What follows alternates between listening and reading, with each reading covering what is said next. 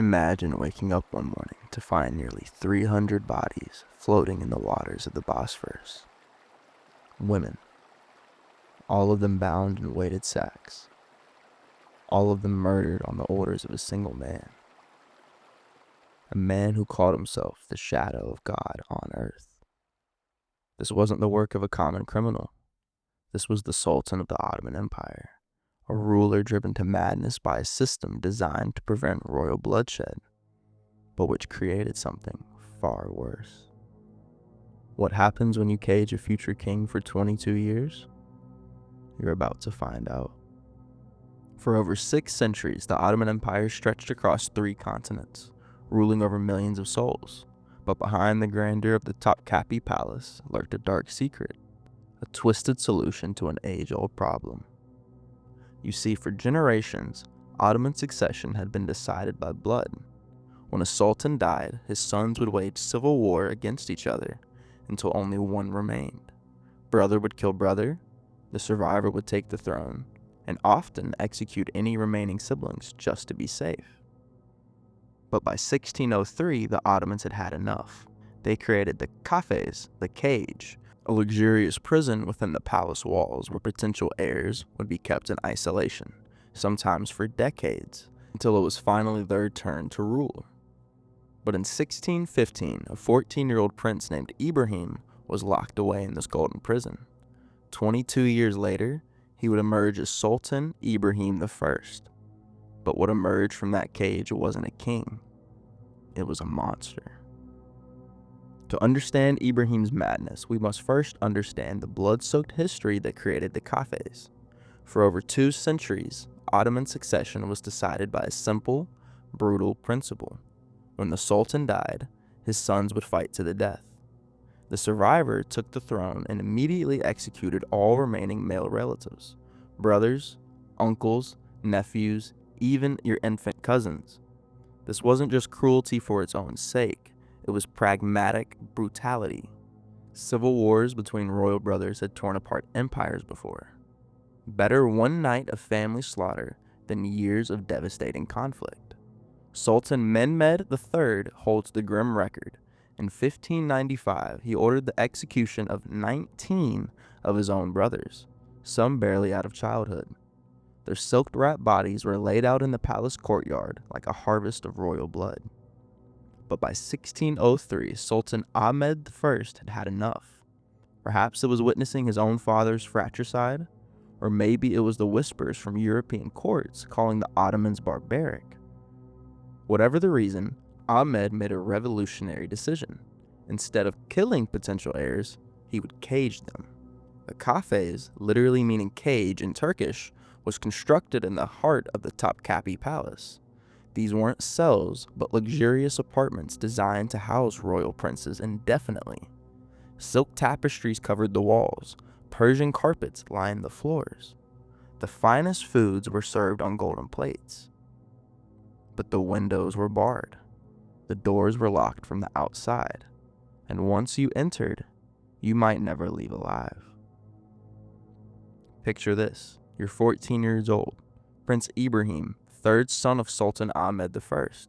One day, you're riding horses in the palace gardens, learning swordplay, dreaming of governing provinces. The next day, your father dies, your older brother becomes sultan, and palace guards escort you to a set of rooms you'll call home for the next quarter century. The year was 1615. Ibrahim was locked away with his surviving brothers in the kafes, a twisted lottery where each prince waited to see who would outlive the others. It was psychological torture disguised as luxury. Ibrahim's daily routine was suffocating in its monotony. Morning prayers, breakfast served by mute servants. The Ottomans didn't want the princes forming relationships that might lead to escape plots. Hours of reading the same books, lessons with tutors who were forbidden to discuss the outside world, evenings with concubines who were essentially prisoners themselves. The Venetian ambassador Alvise Contarini wrote detailed reports about the prince's conditions. He described Ibrahim as a young man of keen intelligence reduced to a state of perpetual anxiety, starting at every sound, convinced each day might be his last. But the real torture was the waiting. Ibrahim watched his brothers die one by one. In 1617, his brother Mehmed died of illness, or was it poison? In 1635, his brother Qasim died suddenly after expressing interest in military campaigns. By 1640, only Ibrahim remained. Court physicians' records, preserved in the Ottoman archives, document Ibrahim's declining mental state during these years. He developed nervous tics. He would spend hours talking to himself. He became obsessed with death, constantly asking his servants about executions happening in the city below. And then, on February 8th, 1640, everything changed. Sultan Murad IV collapsed during a hunting expedition. As he lay dying, he reportedly ordered Ibrahim's execution, one final act of paranoid fratricide. But the Grand Vizier, recognizing the dynasty's precarious position, refused to carry out the order. But when those doors finally opened after 25 years, what emerged wasn't a prince ready to rule wisely. It was a broken man with unlimited power and absolutely no understanding of how to use it responsibly. The real Ibrahim had died in that cage. What took the throne was something else entirely. When Ibrahim finally ascended the throne in 1640, the Ottoman Empire was in desperate need of strong leadership. They were fighting wars on multiple fronts. The treasury was strained. Provincial governors were beginning to act independently. What they got instead was a man whose years of isolation had twisted his understanding of power into something almost unrecognizable. First came the obsessions that would define his reigns. Ibrahim's fixation on fur began almost immediately after his coronation. This wasn't simply royal luxury, it was compulsive behavior. He ordered every room in the palace lined with the rarest pelts: Arctic fox, Siberian sable, ermine from the furthest reaches of Russia. The French ambassador, forgive my pronunciation, Jean de la Haye, wrote that Ibrahim would spend hours running his hands through these furs, speaking to them as if they were actually living creatures. The cost was astronomical. The fur budget alone exceeded the annual tax revenue of entire provinces. When his advisors protested, Ibrahim would fly into terrifying rages, screaming that after 25 years of deprivation, he deserved every luxury the empire could provide. But his strangest fixation was yet to come. Ibrahim developed what can only be described as an obsession with extremely overweight women. Yes, I'm serious. Extremely overweight women. This wasn't a mere preference. It became the defining characteristic of his reign. He sent agents across the vast Ottoman territories with one sole mission: to find the heaviest women in the empire and bring them to his imperial harem. Palace records show Ibrahim's agents traveled as far as Georgia, Circassia, even into the European territories, offering enormous sums for women who met his very specific criteria. Villages would hide their heaviest daughters when Ottoman recruiters appeared. Some families, desperate for money, would actually overfeed their daughters, hoping to attract the Sultan's attention and secure a fortune. His favorite concubine, known as Sakir Para, or sugar coin, reportedly weighed over 330 pounds. Ibrahim was so infatuated that he had a special sedan chair constructed just to transport her around the palace. He showered her with jewels worth more than most European kingdoms' annual budgets: emeralds from India, pearls from the Persian Gulf, diamonds from the Ottoman territories in Eastern Europe. Nothing was off limits.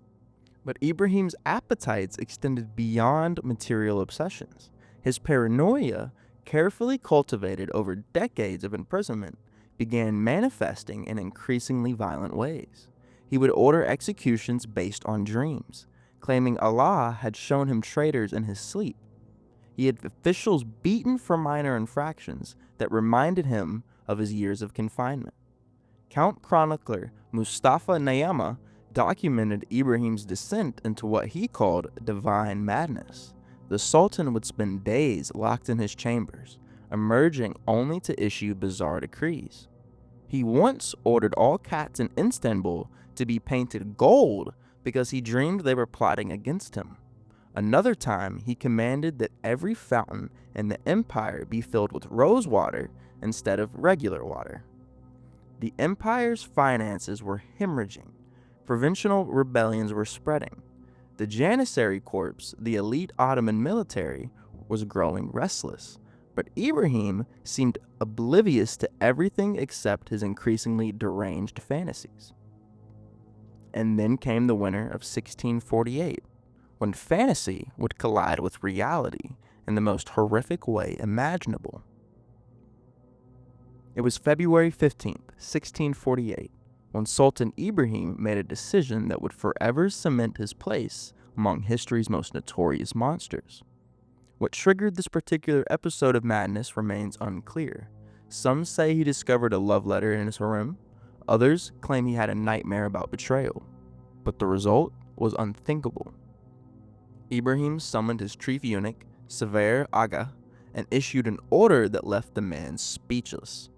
Every woman in the imperial harem was to be executed, not just suspected of adultery, all of them. Nearly 300 women, ranging from teenage concubines to elderly servants who had spent their entire lives in palace service. But Ibrahim wasn't satisfied with simple execution.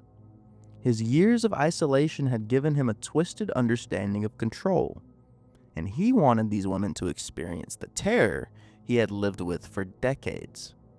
They would be bound, weighted, and thrown into the Bosphorus to drown slowly in the icy February waters. The Venetian consul Giovanni Bembo provided the most detailed contemporary account of what happened next. His report, sent to the Doge of Venice just days after the massacre, describes a scene that haunted Istanbul for generations. The women were roused from their beds in a pre-dawn darkness. Palace guards, many of them sickened by their orders, bound each woman in weighted sacks. The youngest was barely 14, a Georgian girl who had arrived at the palace just months before. The oldest was 73, a former concubine of Ibrahim's grandfather who now served as a music teacher. Boats carried them out into the Bosphorus in groups of 20 or 30. The women, many still in their sleeping clothes, must have realized what was happening as they felt the weight of the stones sewn into their shrouds. Contemporary accounts describe their prayers and pleas echoing across the water as the boats reached the deepest part of the strait. And then, one by one, they were thrown overboard. But here's what makes this story even more chilling. Ibrahim watched. Palace records show he commanded a clear view from his chamber windows, and multiple witnesses reported seeing the Sultan's silhouette against the candlelight as boat after boat carried out his orders. The French ambassador wrote that Ibrahim showed no emotion during the massacre, no anger, no sadness, no satisfaction. Just a blank stare, as if he were watching the disposal of broken furniture rather than the systemic murder of 300 human beings. But fate had one more twist in store. As dawn broke and the boats returned to shore, palace guards discovered something that would ultimately seal Ibrahim's doom. One of the sacks was moving. A Hungarian girl named Meleke Hatun, barely 18 years old, had managed to tear a hole in her burial shroud as it sank. She surfaced just as hypothermia was claiming her and was pulled aboard by a passing merchant vessel whose captain had been drawn by the commotion. Meleki's survival testimony, preserved in both Ottoman and Venetian archives, provides our most detailed account of that horrific night. She described Ibrahim's face in the window, the terror of the other women, and most damning of all, the Sultan's orders to his guards. Let them understand what happens to those who betray the shadow of God. Word of the massacre spread through Istanbul like wildfire. The empire had endured Ibrahim's bizarre behavior, his wasteful spending, his cruel punishments, but the drowning of 300 innocent women crossed a line that even the most loyal subjects couldn't ignore. The empire had seen enough. Revolution was coming. News of the massacre spread through Istanbul's corridors of power like poison and wine. Within hours of Melek Hatun's rescue, whispered conversations were taking place in every corner of the Ottoman establishment. The Grand Vizier, the Sheikh al-Islam, the chief religious authority, the commanders of the Janissary Corps, all were asking the same question. How long could the empire survive under such a madman? But deposing a sultan wasn't a matter of a simple political coup. The Ottoman system was built on divine authority. The sultan was the shadow of God on earth, the caliph of all Muslims. To remove him required something far more complex than military force. It required proving that God himself had withdrawn his blessing. The conspiracy was led by Grand Viziers Sakulu Mehmed Pasha and Sayya Islam Sayya Effendi. Sorry for my pronunciation. These weren't palace schemers, but the empire's most respected administrators, men who had served multiple sultans with distinction. They understood that their actions would either save the empire or destroy it entirely. Secret meetings began in early March 1648. The conspirators faced a delicate challenge. They needed to document Ibrahim's unfitness to rule while avoiding the charge of treason. Ottoman law was very clear. Plotting against the sultan was punishable by death in the most brutal ways imaginable. Nevertheless, they began compiling evidence systematically. Financial records showing the empire's treasury drained by Ibrahim's obsessions. Military reports detailing lost territories due to his neglect of governance. Testimonies from court officials about his increasingly erratic behavior. And most damning of all, detailed accounts of the Harem massacre from multiple witnesses. But they needed more than documentation. They needed the public support. The Janissary Corps, the empire's elite military force, had grown increasingly restless under Ibrahim's rule.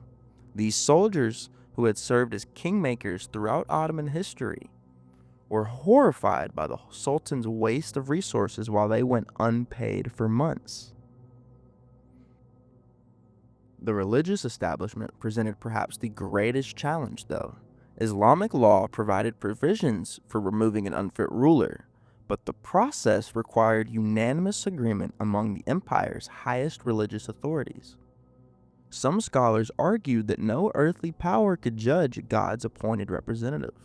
Others contended that a ruler who violated Islamic principles forfeited his divine mandate. The breakthrough came in late July 1648, when Ibrahim committed what would be his final, fatal mistake. Faced with mounting pressure from his advisors to address the empire's problems, Ibrahim issued a decree that shocked even his supporters. He ordered the execution of his own son, 4-year-old Prince Mehmed, claiming the child was plotting against him in his dreams. This was the moment the conspiracy had been waiting for. An attack on innocent harem women could be rationalized as punishment for idolatry, but threatening the life of his own son, a potential future sultan, was an act so clearly insane that even Ibrahim's most loyal supporters couldn't defend it. The fatwa, the religious ruling that would seal Ibrahim's fate, was unlike any in Ottoman history. For the first time, the empire's highest religious authorities would declare a reigning sultan legally insane and therefore unfit to serve as God's representative on earth. Sheikhul Islam Sayya Effendi presented the case methodically. He cited Islamic precedents for removing unfit rulers.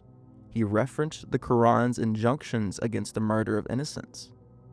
But most powerfully, he argued that a ruler who would kill his own son had clearly been abandoned by divine guidance. The deliberations took 3 days.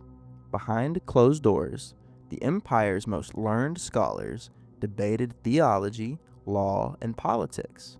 Some worried about setting a precedent that could destabilize future reigns. Others argued that failing to act would be complicity in Ibrahim's crimes. On August 8, 1648, the fatwa was issued. It declared Ibrahim I mentally incompetent and therefore unable to fulfill his duties as Sultan and Caliph. His 6-year-old son would immediately become Sultan Mehmed IV, with the Regency Council governing until he came of age. But the conspirators knew that religious authority alone wouldn't be enough. Ibrahim still commanded the loyalty of his personal guards and some palace officials. The transition had to be swift and decisive to prevent civil war. On the evening of August 18, 1648, a delegation led by the Grand Vizier entered Ibrahim's private chambers. They informed him of the fatwa and demanded his immediate abdication. Contemporary accounts describe Ibrahim's reaction as a mixture of rage, terror, and heartbreaking confusion. For a moment, he seemed to understand the magnitude of what his actions had cost him. But the conspirators couldn't risk allowing Ibrahim to live. Too many deposed Ottoman rulers had successfully returned to power. That same night, a group of palace executioners entered his chambers with their traditional silk cord. The man who had ordered the deaths of hundreds died as he had lived in his final years, in terror, paranoia, and complete isolation. He was 33 years old. He had spent 25 years as a prisoner and 8 years as perhaps the most destructive ruler in Ottoman history. News of Ibrahim's death spread quickly through Istanbul. There were no public celebrations. The empire was exhausted, too traumatized by what they had endured. Instead, there was a collective sense of relief, as if a fever had finally broken. But the damage was already done. The Ottoman Empire never fully recovered from the financial devastation of Ibrahim's reign. The psychological trauma of the cafe system led to its complete abolition. No future prince would be caged for decades, and the precedent of deposing a sultan would echo through Ottoman politics for generations to come. Today, millions of tourists cruise the Bosphorus, admiring its beauty, unaware that they're sailing over what was once a watery graveyard. The Topkapi Palace draws visitors from around the world who marvel at its opulence, not knowing about the psychological torture chamber that once existed within its walls. Istanbul has moved on. The ghosts of Ibrahim's reign linger in the historical record. In recent decades, historians have uncovered new evidence about the cafe system and Ibrahim's reign. Ottoman archives in Istanbul, previously sealed, have revealed the full extent of his financial mismanagement. Diplomatic correspondence from Venice, France, and other European powers provides outside perspectives on the massacre. Most remarkably, though, architectural surveys of Topkapi Palace have located and mapped the actual rooms where the Ottoman princes were imprisoned for centuries. Modern psychology offers insights that Ottoman chroniclers couldn't provide. Ibrahim's behavior shows classic signs of what we now recognize as severe psychological trauma from prolonged isolation. His obsessions, paranoia, and violent outbursts align perfectly with documented cases of individuals subjected to extreme social deprivation. In a very real sense, the cafes didn't just imprison the princes' bodies, it destroyed their minds. But Ibrahim's story forces us to confront uncomfortable parallels with our own time. How many of history's tyrants were products of systems designed to prevent tyranny? How often do our own solutions to one problem create even greater problems? The cafes were meant to end the cycle of royal fratricide, but it produced rulers so psychologically damaged that they became capable of unprecedented cruelty. In our age of increasing digital isolation, political polarization, and social fragmentation, Ibrahim's descent into madness serves as a chilling warning. What happens to individuals and societies when we lose our connections to common humanity? When power becomes disconnected from empathy? When fear and paranoia replace trust and cooperation? We must also remember the true victims of this story, the nearly 300 women whose names are largely lost to history. Meleke Hatun, the survivor whose testimony preserved this tale, disappeared from historical records after giving her account. We don't know if she ever found peace after witnessing such horror. The palace servants, guards, and officials who were forced to carry out Ibrahim's orders, the ordinary citizens of the Ottoman Empire who suffered under his misrule. Their stories remind us that behind every historical monster are real human victims whose suffering shouldn't be forgotten in our fascination with the dramatic details of royal madness. So what do you think?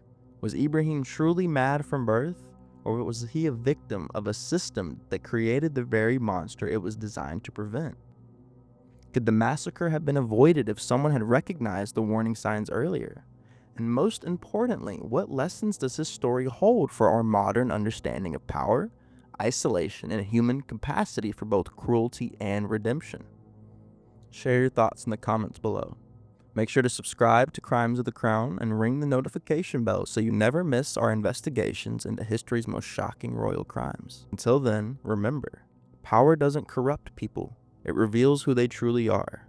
And sometimes what it reveals is more terrifying than we ever imagined.